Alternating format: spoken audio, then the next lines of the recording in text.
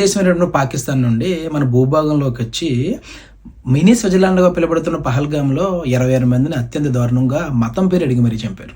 దీంతో దేశవ్యాప్తంగా కులాలకి, మతాలకి, వర్గాలు అత్యధికంగా స్పందించారు. ఇదే అదునుగా భావించినటువంటి మన గౌరవ ప్రధానమంత్రి నరేంద్ర మోడీ గారు పాకిస్తాన్ మీద యుద్ధం ప్రకటించడం, కొన్ని గంటల్లోనే యుద్ధాన్ని ఆఫ్ చేయడం. దీనివల్ల మనం సాధించింది ఏంటి అంటే, పహల్గామ్లో దాడి చేసి అత్యంత కర్కశంగా చంపినటువంటి వ్యక్తులు ఏమైనా పట్టుకోగలిగామా, లేదా పాక్ ఆక్రమిత కాశ్మీర్ అయినటువంటి భూభాగంలో కనీసం ఒక్కించినట్టు సాధించగలిగామా?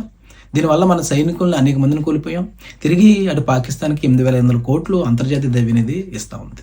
యుద్ధం అమానుషమైనది, అనాగరమైనది కాదంటలేదు. యుద్ధం వల్ల రెండు దేశాల మధ్య ఉన్నటువంటి ప్రజలు కానీ లేదా ఆస్తి కానీ నష్టపోతుంది.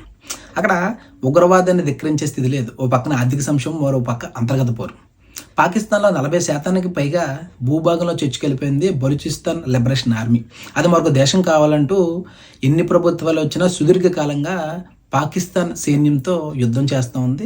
రీసెంట్గా మన భారతదేశం అలా పాకిస్తాన్ జరుగుతున్నటువంటి యుద్ధ సమయంలోనే బలూచిస్తాన్ లిబరేషన్ ఆర్మీ కూడా అటు పాకిస్తాన్ సైన్యంతో యుద్ధం చేసి అందులో పాకిస్తాన్ సంబంధించిన 2 సైన్యులు మట్టుబెట్టింది. అంటే ఓ పక్కన అంతర్గత పోరు, మరో పక్క ఆర్థిక సంక్షోభం. అంటే సోమవారం నాడు, అంటే రేపు, అటు పాకిస్తాన్ డైరెక్టర్ జనరల్ అలాగే ఇటు భారత విదేశాంగ కార్యదర్శి విక్రమ్ మిస్తి అధికారికంగా ప్రకటన చేశారు, సోమవారం నాడు ఇరు దేశాల మధ్య చర్చలు ఉంటాయి అని. అంటే ఈ చర్చల్లో మాట్లాడవలసిన అంశాలను గనక మనం తీసుకుని ప్రతిభావంతమైనటువంటి విషయాలు మాట్లాడాలి.